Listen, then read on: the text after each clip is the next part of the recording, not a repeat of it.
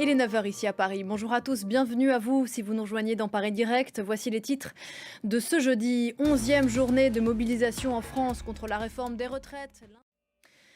C'est le 11e jour de mobilisation des opposants à la réforme des retraites en 3 mois ici en France. Une journée de grève et de manifestation à l'appel de l'intersyndicale qui reste unie et qui a, sans surprise, claqué la porte de la réunion à Matignon hier matin.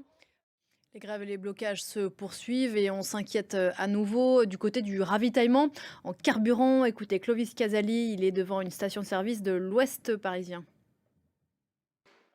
Loin de la colère sociale en France, c'est le temps fort de la visite d'Emmanuel Macron à Pékin. Elle aura lieu dans quelques minutes. Le tête-à-tête avec le président chinois Xi Jinping avant une réunion à 3 avec la patronne de la Commission européenne, Ursula von der Leyen.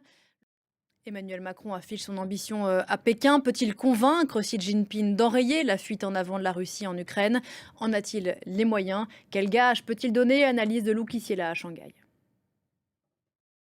Hasard du calendrier ou pas, pendant que le président français est à Pékin, la présidente de Taïwan, ennemie jurée de la Chine, elle est à Washington où elle a rencontré des élus du Congrès. Elle a salué le soutien indéfectible de Washington à Taipei en dépit des menaces de représailles de Pékin. La guerre en Ukraine, on en parlait à l'instant, à l'est, dans le Donbass, la bataille pour Barmoud fait toujours rage. Les Russes auraient gagné du terrain, on en parle depuis le début de la semaine. On ne sait pas quand la grande contre-offensive ukrainienne qui semble se préparer aura lieu, mais les Russes semblent prendre la menace très au sérieux, en particulier en Crimée. Kiev entend bien récupérer ce territoire annexé par Moscou en 2014, alors que les Russes creusent des tranchées, construisent des fortifications pour faire face à une éventuelle attaque. Marie Burgot.